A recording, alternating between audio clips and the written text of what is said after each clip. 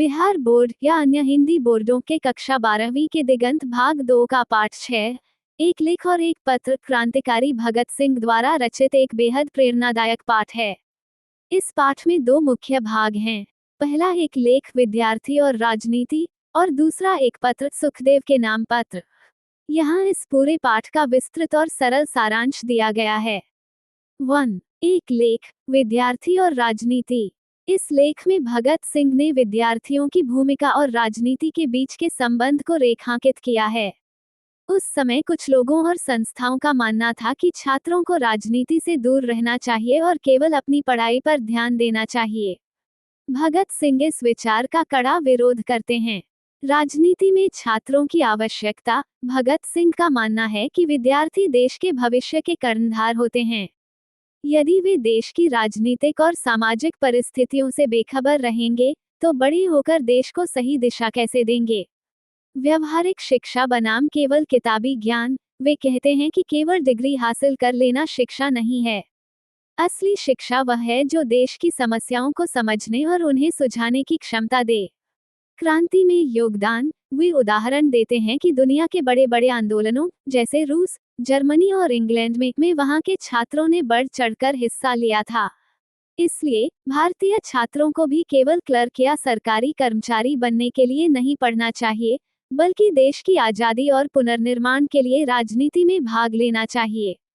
2. एक पत्र सुखदेव के नाम। ये पत्र भगत सिंह ने अपने परम मित्र और क्रांतिकारी साथी सुखदेव को तब लिखा था जब वे जेल में थे। इस पत्र में वे जीवन, मृत्यु, संघर्ष और आत्महत्या जैसे गहरे और गंभीर विषयों पर चर्चा करते हैं।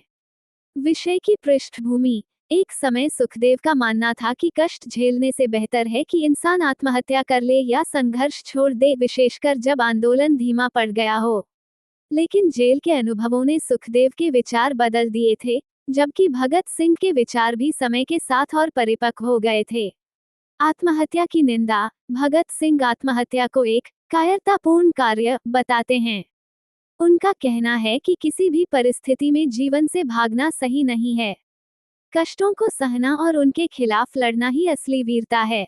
कष्टों का महत्व। वे लिखते हैं कि देश की सेवा के बदले मिलने वाले कष्ट जैसे जेल की यातनाएं इंसान को और मजबूत बनाते हैं। ये कष्ट व्यक्ति के चरित्र को निखारते हैं और समाज में क्रांति की अलख जगाते हैं।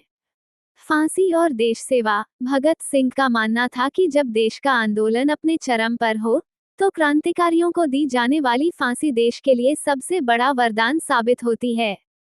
इससे जनता में जोश भरता है। वे कहते हैं कि वे किसी दया की भीख नहीं मांगेंगे, बल्कि हंसते हंसते फांसी के फंदे को चूमना पसंद करेंगे। मुख्य निष्कर्ष। एक लेख और एक पत्र के माध्यम से भगत सिंह युवाओं को जगाना चाहते थे। जहां एक तरफ वे छात्रों को देश की राजनीति के प्रति जागरूक और सक्रिय होने की प्रेरणा देते हैं, वहीं दूसरी तरफ वे क्रांतिकारियों को विपरीत परिस्थितियों में भी धैर्य, साहस और अडिगता से देश सेवा के मार्ग पर चलने का संदेश देते हैं। ये पाठ देश प्रेम, वैचारिक परिपक्वता और संघर्ष की भावना से ओतप्रोत है।